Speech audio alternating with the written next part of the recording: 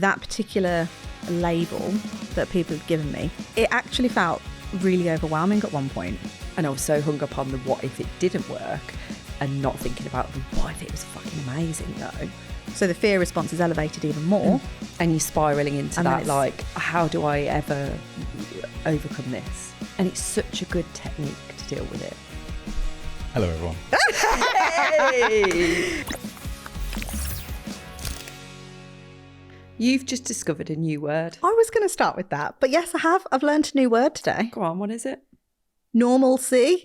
You're saying it like it's two separate words. It's one word. So people listening, she'd never heard of the word normalcy. I prefer normalness. Yeah, this is where my interjection of normalcy came in when she started talking about normalness. So anyway, you're quite like, you're revelling in the fact there's a new word. I am. We've had a crying fit of laughter already just because of us not being, or rather me maybe, and being a non-normalcy person. And do you know what? I feel like I'm making myself out to be a sea person. A sea person? Like somebody at sea.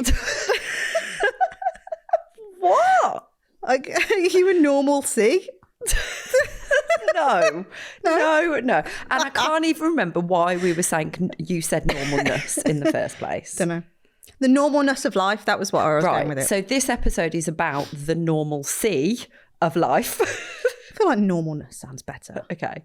So what is the normalness? Well, I feel like there isn't a normalness sea of anything. You have to navigate the seas of life. Maybe that's where normalcy comes from. And you've got the waves. See? Yes. Okay. See? So it's all interlinked together. Poor Ryan's having an absolute meltdown in the background here. Go on, Ryan. Interject. You've got your own microphone now. Hello, everyone. Hey! We, in fact, our, what do we call Simon? Our videographer, our editor. Editor. So everyone listening, we have a new editor called Simon. He's pretty awesome. If you've not gone and checked out the U of Tube lately, go and have a look because there's some incredible edits on. Anyway, Simon has decided that Vicky and I are always bringing Ryan our amazing, what are you? A producer? A videographer? A videographer. Aren't you? Technically, I'm head of video here. Oh, he's doing his posh voice. Right. He's doing his PD voice. It's PDU voice. So Simon said, have a mic for when you bring him in. And we're trying to get a Ryan cam on the go as well. We're super happy he's got a mic. Yeah. One day there might be Ryan cam. If we get enough comments, maybe we might be able to get Ryan cam on the go. Anyway, I've digressed massively, but this is what we do. So I put a post out not too long ago with me collapsed on my bed full of clothes. You did.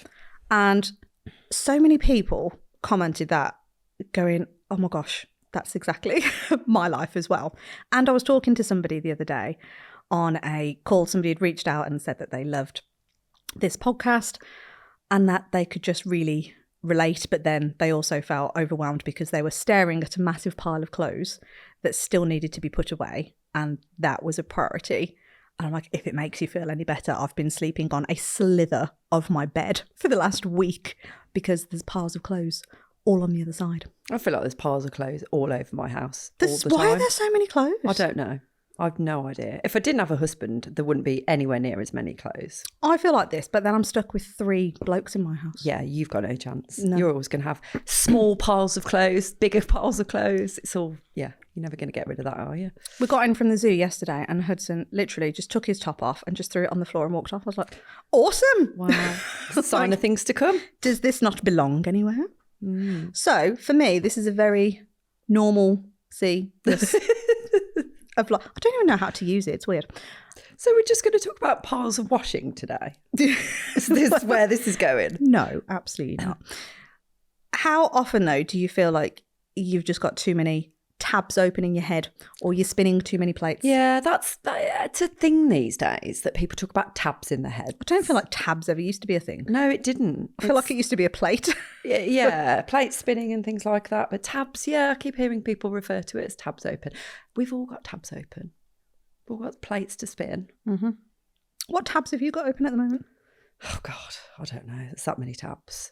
I feel like when you're a woman, sorry, everyone, you're a man listening, but, you know, that old classic multitasking thing, it just is. And I guess it's how you manage it. Some people get overwhelmed very quickly with all the different tasks they've got to do. Are you someone who finishes a task before moving on to the next one? Are you asking me? I know what the answer is to this, by the way. No.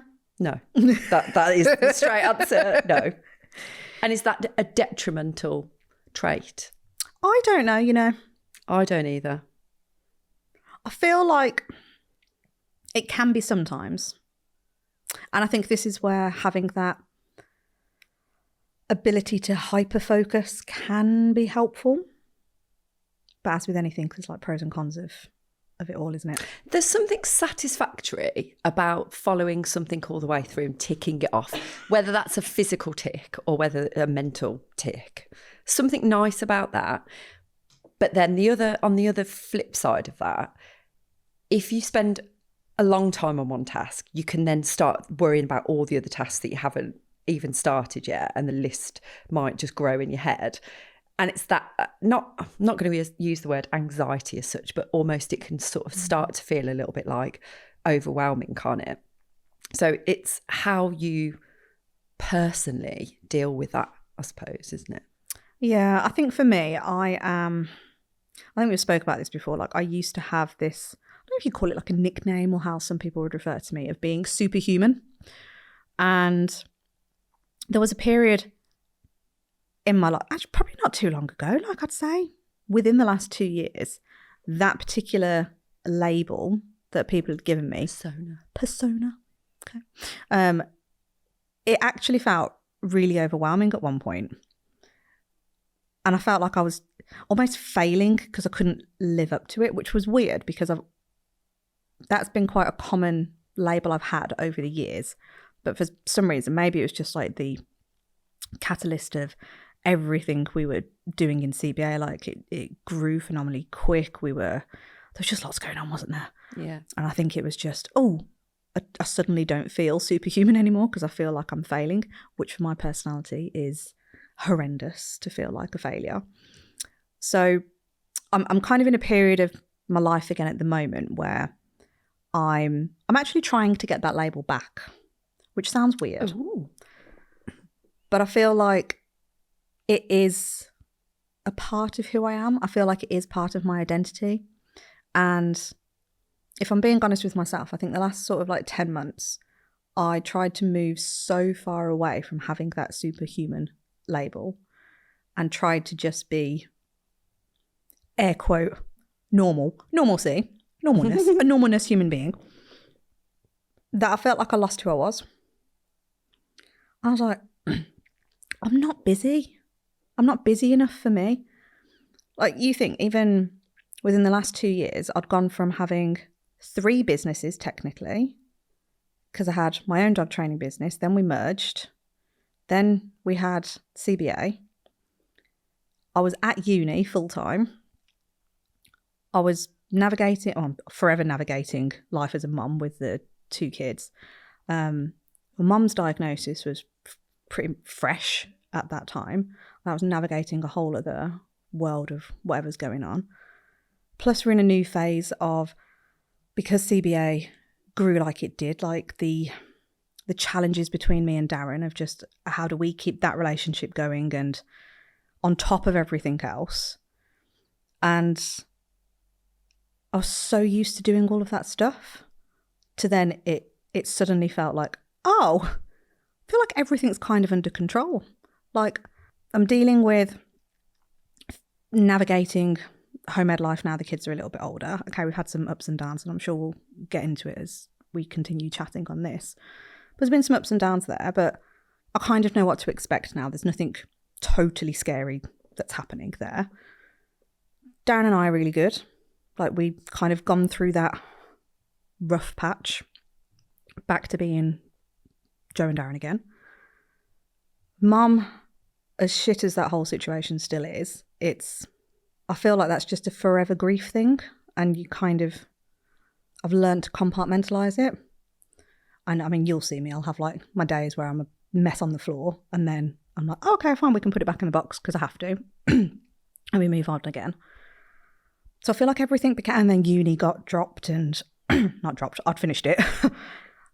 And then I was like, who am I? if I'm not doing all of this stuff, I just felt really lost. And then I think that absolutely shows up in how you operate then in business, because you try and maybe attach yourself to something in the business that you're feeling you're not getting from something else, same way dogs do. It's like if they're not getting a need met here, they'll go and find another way to scratch that itch, so to speak. You're looking at me with a very perplexed face here. I know all this stuff, right? This is not news to me. It might be news to you listening to this, but it's not to me. But every time I hear it, I'm like, how full your life is with all this stuff. Like, I just don't have anything to give. I cannot. Not that I would ever try and compete with all of that anyway, because like I don't want all of that. Like some of that stuff is good and some of that stuff isn't good. But I'm just like, what? Yeah, my mind is blown with what you deal with every day, and you don't ever. It's never a problem to you. You just get on with it and do it. And I know that there'll be people who've listened to this podcast for such a long time and feel the same and go like, how do you do all of that stuff? Like, you have to be superhuman to be able to manage all of that on a day-to-day basis. And I just can't even, like, there's nothing I can sort of say that is anything close to that with my life. And I feel like there's stuff that happens in my life, but it's not on that scale. So that feels like really alien to hear that out loud, because Why? I don't feel like, I don't know, I hear it and I go, but to you it's just stuff. What have I said that's made it sound because busy? It's not just one thing, it's one thing and another thing and another thing, and there's like this big long list of things, which you need that list of things in your life to feel satisfied, to feel fulfilled, to feel useful, to feel like you are achieving things. And everyone has a sliding scale of that, I think. Yeah. Because I'm the sort of person where if there's a challenge to be met, I'll absolutely embrace it and I'll do it and I'll rise to it if it's needed. But on a day-to-day level, like, I can't imagine my life being full of that many things. Whether I'd cope with it or not, if it had to be something I had to navigate, maybe I would. But would I want to do that every day and sustain it? Would I be able to? Don't know. That's the question. Interesting. And I know that a lot of things are out of your control. There are some things in your life that are not in your control, like your mom and everything. But there are some things that are in your control that you choose as an option. So look at the kids with, home educating, and you would get people's opinions, I'm sure, going like, but you've already got that in your life and you're doing that hard thing. Oh yeah. By not having the kids at school, and there's another thing here and another thing there, and you're running a business that is growing all the time, and you're having to shift and ebb your way through that as well. Do you really want all that stuff? And I know there'll be people that will be listening to this and thinking that, surely. I don't know. I think this is why I kind of wanted just to have just like a real chat today. Realness. That is a word. Is it? I think. I get confused now with all the nesses Interject. that I've added. Is realness a word? It's not real C, is it? Yes. Real C? Yeah, no, I said it's not. Real C isn't the word. Realness is the word. I'm down for it. I feel like Ryan's like the adjudicator on this. Ryan, can you confirm or deny? Yeah, I'm just here to settle arguments. It's great. Piano, I just think like we're so complex as human beings, aren't we? We put a lot of pressure on ourselves all the time. And I think everyone's got their own version of failure. And we know that certain personality types will have, what's the word I'm looking for? Like their own version of failure in each one. And I think it's just looking at life and going, it's easy, I feel, to get swept up in, you should be doing this, you should be doing that, I should be further ahead by now. I don't know, just like, if you could wave that hypothetical magic wand and go, ping, here you go, what does life look like? And actually, I think for a lot of us, we do want the simplicity of it. We want family around us that, you know, we've got enjoyable relationships with. We've got close friends. We've got people to share our lives with. That's at the core of everything, really, isn't it? Yeah. You've got stability around being able to pay your bills. You know, all of us, realistically, we don't need to be making tens of thousands of pounds every single month. If you can pay your bills and you've got loving relationships around you, at the heart of it, it's kind of what it's all about, really, Strip isn't it? it back to basics, yeah. But then we put pressure on ourselves in going, oh God, that lead magnet needs doing, and I'm not showing up on social media enough, and I haven't got enough inquiries coming in this month, and the washing needs putting away that I haven't done. I've got to get the kids ready. I've got to get the dogs sorted. I need to go to that conference and I've already left the dogs so many times this year. Like the pile on of pressure from just life. And I guess your day can feel like you haven't achieved anything, even though you haven't stopped. And you're busy doing all these like seemingly insignificant tasks, but they are tasks that need doing, and they are taking up your time and headspace and things like that. So I think there can also be that unfulfillment about the way you're spending your time as well. And then if the business isn't going in quite the way you planned, it's going to have that sort of compound effect of like, oh God, everything feels so hard. And I guess for us, if you've got your business running like a well-oiled machine, which is our aim whenever we're supporting dog trainers with their business, that's what we want, isn't it? So that it's simpler, it's easier, it's a rinse and repeat type, you know, so that your headspace doesn't have to concentrate on the day-to-day nitty-gritty stuff of that business, which it will in the early phases. Whenever you're changing something, there will be a lot of work that needs to go into it to get the direction right, to get the strategy right, to build the map, the roadmap up. But then very quickly it settles down, doesn't it?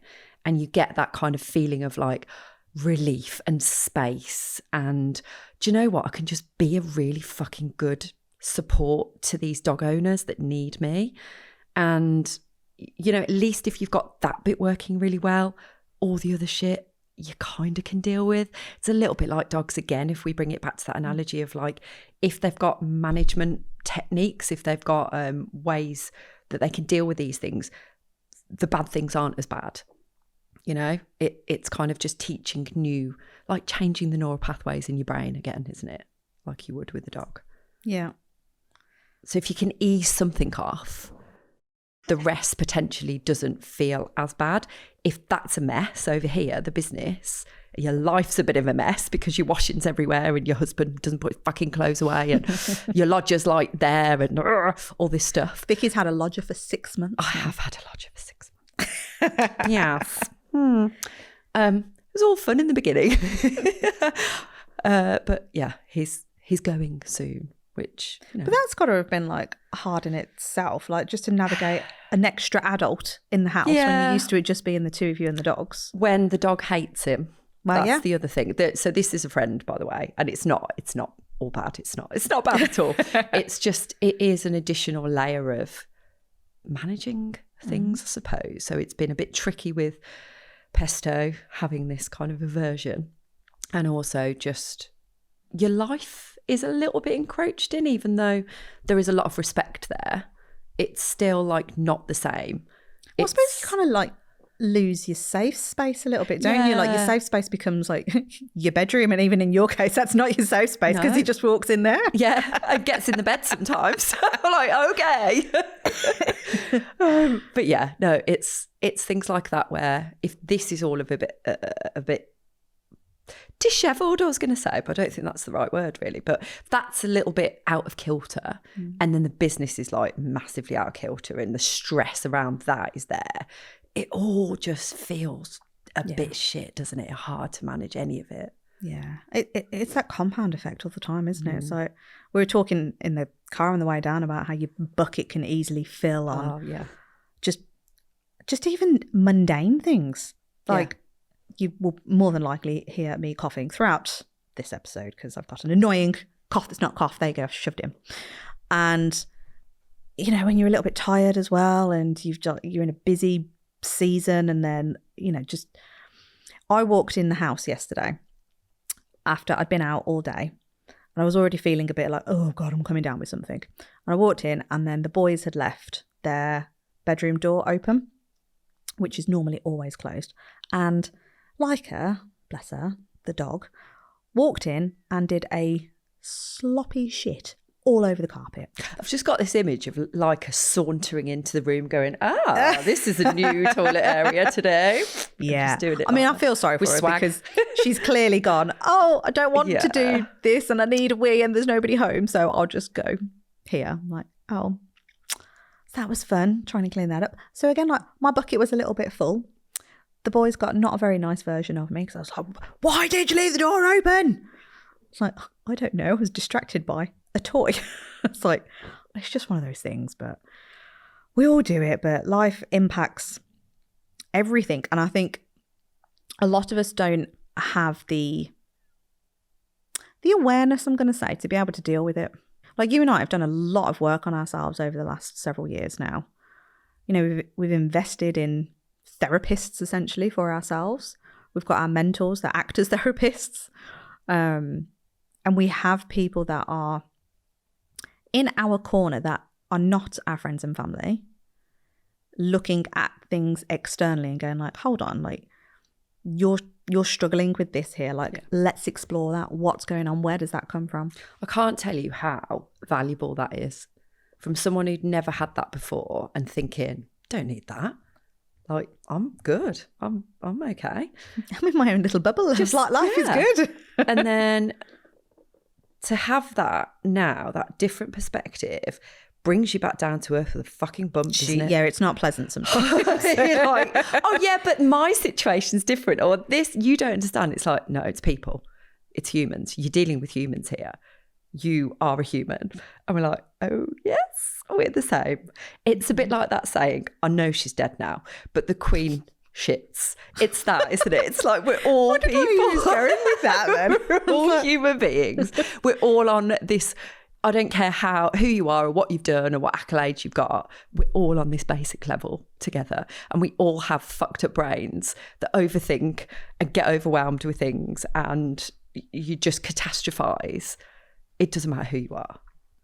And we just need to remember that we're all just on that level and we need to treat each other like, you know, not the same. I'm not saying it's treating everyone the same, but it's like having that realization that everyone's got their own shit like there going on. Yeah. And for us to judge that it's not a good thing to do. It's not a good place to be in. It's so hard to do that though, isn't because it? when people do it to you, it's that defensive nature that we've done before. Mm-hmm. And, you know, it just takes that away. If you don't have that judgment on you, it just feels so much easier. So if you can have that skill yourself to not get yourself wrapped up in, but hang on a minute, I'm trying to help this person, or I think like this, and that means they're going to think like this. Like if we can just take that, all that complicatedness, oh God. Which I don't think is a word. Ryan, adjudicator, please. It's not a word, but if you can't beat them, join them. There are loads of people out there currently using nesses in a lot of words. Do you think you've coined the phrase? I'm going to be bold and say yes. Okay. I like it. And then when we do have a real word like realness, we go, is it a word? It's true, I don't know anymore. We do. It's like that, are they alive or dead thing. Yes. You don't know if it's real or not. Mm-hmm. But yeah, it's taken away all of that. And again, you can make your life so much easier. This is easier said than done, by the way, guys. So I'm not saying, oh, just stop judging people and stop. I was going to say, it sounds so simple, it's not easy to do it. But once you've got through it, oh my God, life is easier. And I think it is really difficult. And I think it's really difficult when you, like we have done the work on yourselves and are continuing to do the work. I've got some friends in my life at the moment that are going through utter shit, really. And it's it's so hard because I'm looking at their situation as a whole. I don't know, almost like an outer body experience in one way. Because it does feel like that though, doesn't it? Because I'm like, I am, and again, this makes me sound like a right twat, but I am 20 steps, like big fat fuck off miles ahead of where they are currently thinking at the moment. And they are nowhere near capable of being able to join me in my thoughts because I'm so far ahead. But it's only because I've done the uncomfortable stuff and I've worked on myself and I've hit rock bottom with those thoughts and feelings through the help of therapy, essentially. Yeah, and it's that self-sabotage that happens before you start to do the work on yourself. It almost, you need it to get really bad to then realise that there is a much easier way, isn't it? Yeah, it's do you know, I think there's 2 times I can recall in the last few years for you and me where I won't say they were our rock bottoms, but they were pretty darn close. Mm-hmm. Both of them, I think, happened in Spain as well. Okay. Yeah. So I remember the one time when it was, and this was fairly early on in CBA world, actually. And I think the overwhelm... In the first 6 months, actually, wouldn't it have been? Do you think? Oh, definitely within or maybe the first year, actually. Well, probably the first year, behind the scenes first year, yes. not the outward first year. The outward 6 months. Yes. Probably, yeah. Yeah. And I think you just... It was... I don't kind of want to put words into you, Matt. For me, looking at it almost felt like a bit of an identity crisis for you. It's like, who am I if I'm not... Vicky the dog trainer. Yeah.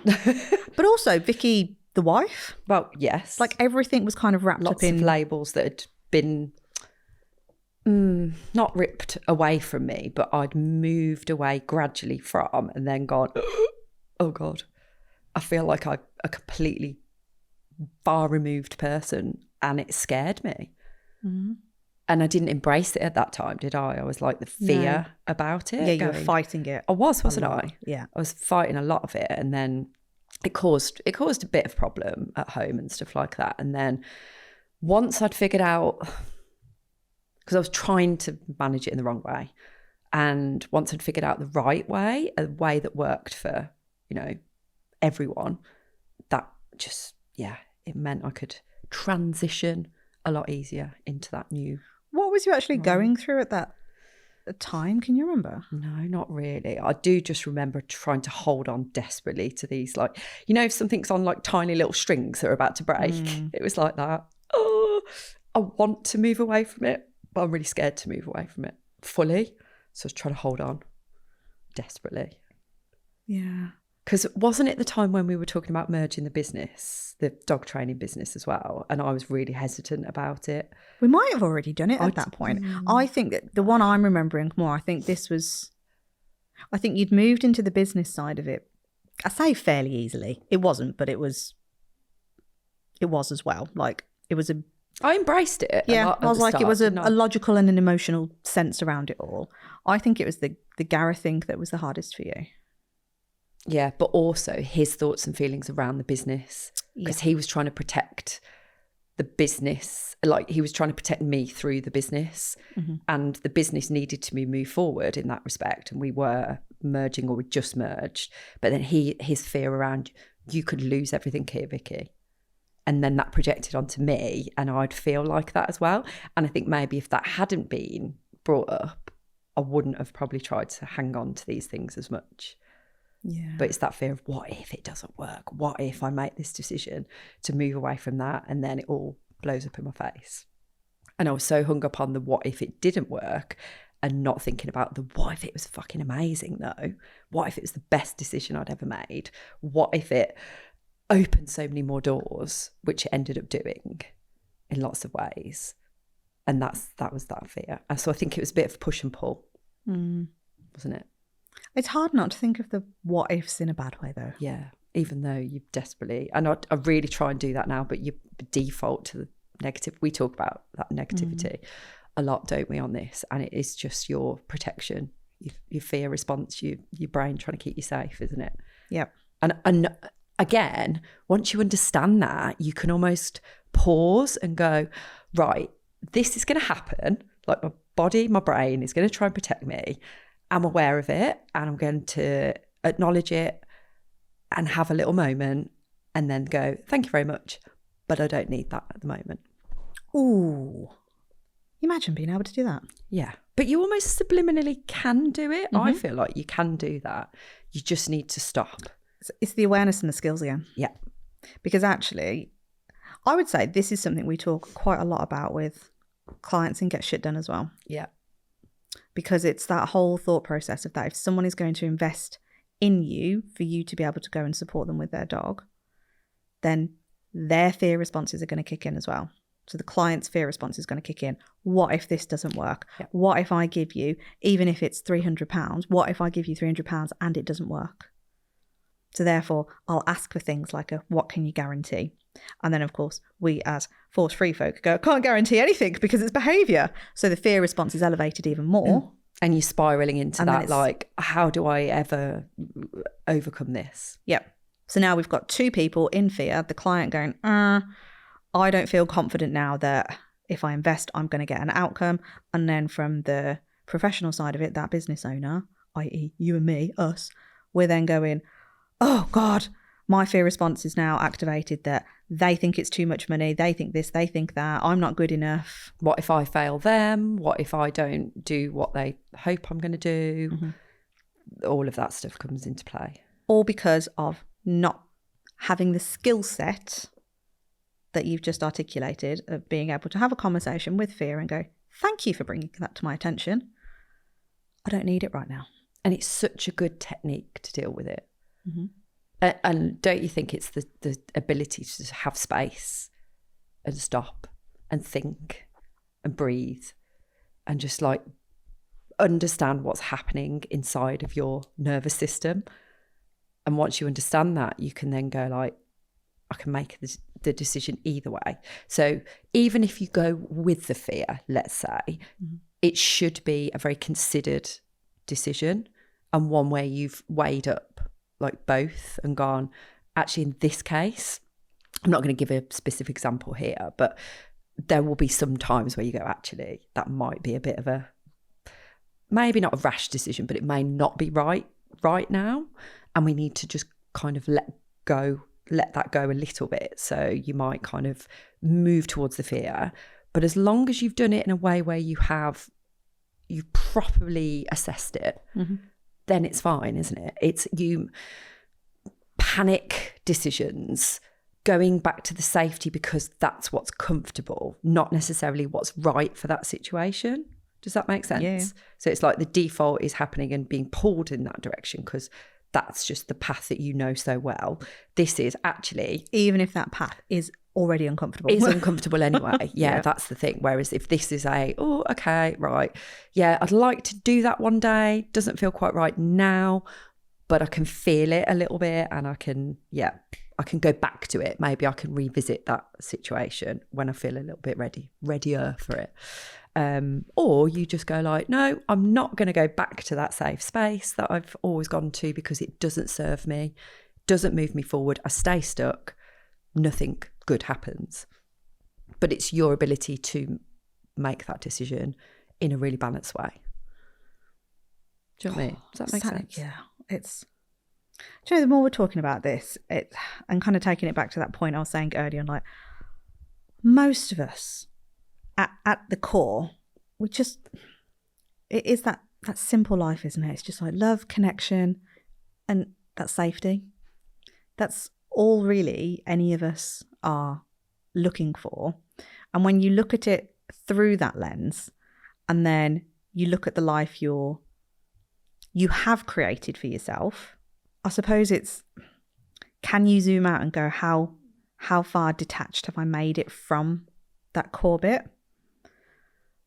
Versus, actually, have I managed to pull that in? Have I done this? And again, I think this is where the added complexities come in of how you each individually work. Because like I know for Darren and me specifically, we joke about, wouldn't it be nice if we just could, You know, like when you've got these like competitions on the radio, and it's like, oh, you can win like £750,000 or in a maze house. Yes, basically, we've all entered that, haven't we? In a maze like win house, a fuck ton of cash and maybe a nice big fat abode to go with it. Like, oh, you imagine if we did that. And then Darren and I like really play it out. I'm like, oh yeah, we could do this, and then like the kids could have like the land to roam on in the homestead. It's very picturesque, and do all of this stuff. And I say to him, I was like, would you like give up your business? And he's like, probably would that business, but he'd do another one. So I was like, so you wouldn't be able to not do anything? And he's like, no, I'd need to do something. I was like, yeah. And he's like, you fucking wouldn't be able to do nothing. I was like, to pin you down like a bloody one of those chairs. But he was like, I don't think anything would change for you, because for you, and this kind of made me feel good in one way, because he's like, I think you're happy as you are now. Okay, yes, maybe certain areas could be better, but I like striving for, I don't know, almost like just bettering myself and seeing what impacts I can have, and realizing for me over probably the last 8 years or so, I reckon, actually, people have come up to me and said things like, you're inspirational, which boggles my brain. Like that, I feel like a twat when I say things like that. But then also I'm like, am I really? Because if I can do that, then like I love the fact that I can potentially help somebody else. I don't exactly know how, but I can. Sometimes it's just the feeling you give somebody, though, isn't it? It's not necessarily the tangibles of what you've done and they want the same.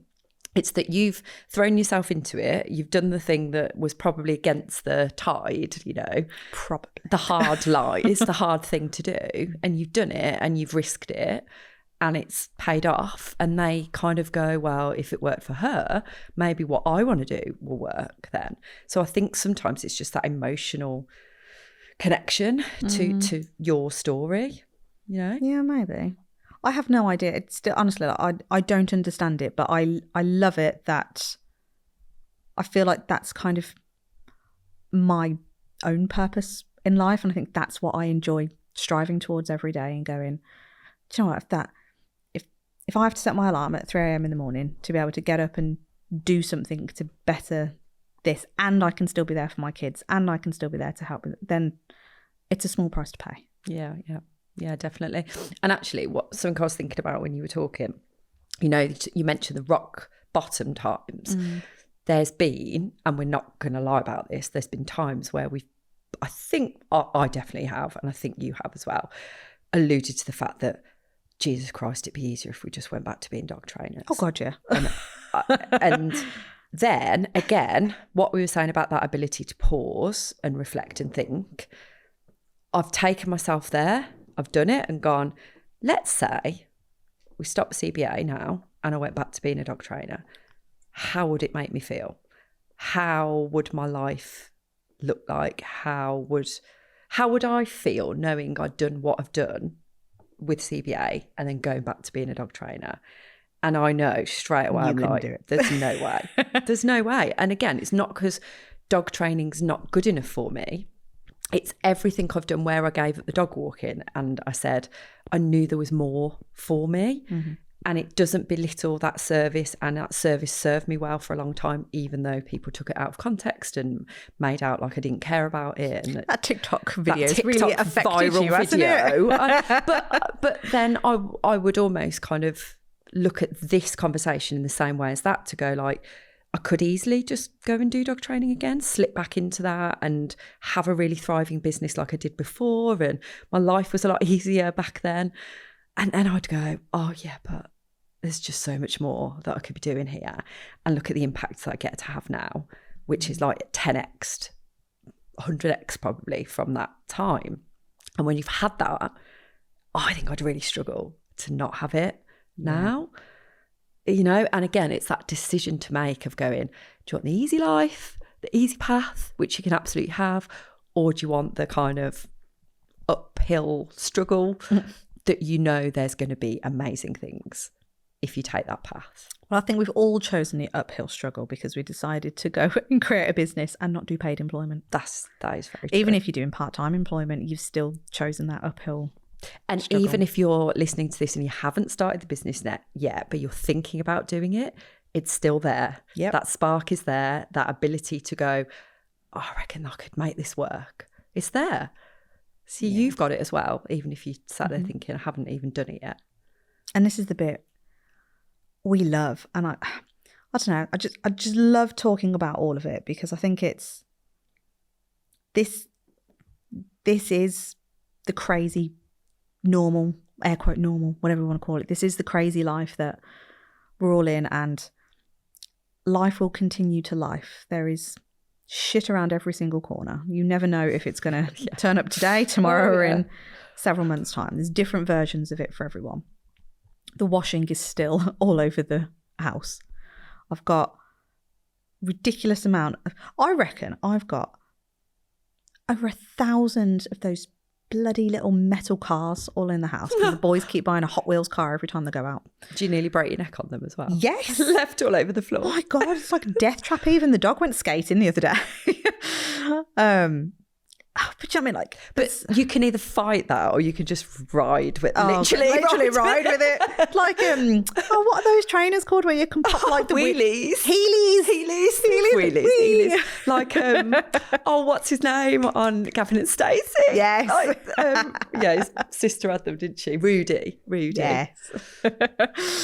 Oh, but you know, like the dishes are going to pile up in the sink and you're looking at it for 3 days in a row going, fuck me, like the dishwasher has just got clean stuff in it. It just needs emptying and it needs to go away, but I can't be bothered. It's another job. Can't be bothered. I've just got off a Zoom call at 8 p.m. at night. I've got nothing in me. The kitchen is a shit tip. The vac needs running round. There's just, there's dog fur everywhere on the sofa that I'm about to collapse on because I just need to switch my brain off for an hour and then I stick Grey's Anatomy on and I'm there 4 hours later, even though I said I'm only going to stay there for one episode. Doesn't happen. And I've been playing on my phone the entire time as well. But hey, you're still alive. You still operate in your business. You're still like this superhuman person. None of it matters anyway. And then we tell ourselves like, I've got so much to do. I need to do it all, even though I've just sat for like 4 hours. Actually, if you could double it up because I've been playing my game at the same time as well. So technically that's like 4 hours of TV and 4 hours of gaming. It's a lot of screen time. Screenage. Screenness. There's lots of screenage. Yeah. I'm going with it. It's ridiculous. And then I'll kick myself and go, do you know what? If I'd have actually just gone to bed, I'd have felt more refreshed because I am going to get up early, or I could choose to not get up early. And I could say, and I'm even starting to annoy myself now that if I'll turn my alarm off, if I'm struggling to wake up sometimes, I'll force myself to go into like the email account or social media to try and wake myself up. And then I'm there for half an hour on my phone, just doing fuck all when I should have just got up anyway. Could have been more productive. Yeah. Could have either slept or just got up. Life's full of regrets, but they're not regrets. But we do, don't we? Like, life is busy. Life is short.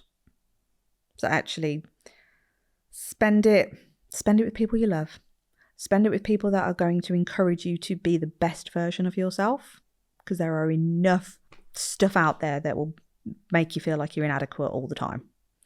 So for me personally, I'd rather be around people that want more for me and that are going to build me up, because it'll make me strive to be a better version for me, which means I can be a better version for somebody else. Do you know, it's amazing how much difference that makes, being surrounded by the right It sounds like such a throwaway comment and phrase, doesn't it? Because it's something that we mention a lot, but we don't labour on it a lot, if that makes sense. So whenever we bring it up, I don't know, almost comes flooding right back to me again, how important, like you could so make that the biggest focus of your life is to make sure that you've got these people around you that are going to contribute and be a positive influence rather than a negative. But because of the nature of human beings, we feel like we're going to offend people, we're going to piss them off, we're going to, we're worrying about them and we're not thinking about us. And that's half the problem, isn't it? We are afraid to put ourselves first. And you can put yourself first by how do I say it? You can still be mindful of other people, but put yourself first. But it can be so detrimental if you don't have that ability. And when I say put yourself first, I don't mean like go off on a spa day, just whatever. Always the first thing that comes to my head. But if you need that, do it. But for us, that's not the solution in most cases. It's nice to do that every now and then, but is that going to fix your life if it's all fucked up? Probably not. So, you know, you can just... Imagine that. That'd be like a good niche market, wouldn't it? Have some like... Spa day fixes your life? Yeah, like a mud mask or something. It's like just pulls out all the shit. One day, there probably will be. I know. Technology will be so good. There you go. But AI mud. Do you know, I thought of AI when you were saying that. I was thinking of AI myself, actually. Yeah, because the speed it's moving along at these days, who knows? But yeah, no, it's having that ability to put yourself, like, what do you need and what do you want, and what are true thoughts of yours and what are other people's that have infiltrated your brain and you think they're yours, but they're not. Maybe that's a good place to end the episode. Mm-hmm. Yeah. Reflection. Yeah. I am going to add on at the end, if you've not yet got your tickets to CBA Live, get your ass getting a ticket. What is CBA Live, Joe? It's our 2-day Earl event in person. Get to hang out with us, Earlness. And what's it all about? Alfie. It is about... It's not about Alfie. It is about... I feel like everything we've just been talking about, actually. And a lot more. And a lot more. It's great. It's a great pitch. Business, life, being around people that want more for themselves and for the clients and for the dogs, and just knowing where to kind of focus your attention instead of the overwhelm of everything else that you're doing. Unpeel your own onion layers. And come and join us in non-normalcy. It's definitely not normal. If you want like a bit out there, come and join us at CBA Live 2026. Links in the show notes. Thanks, guys.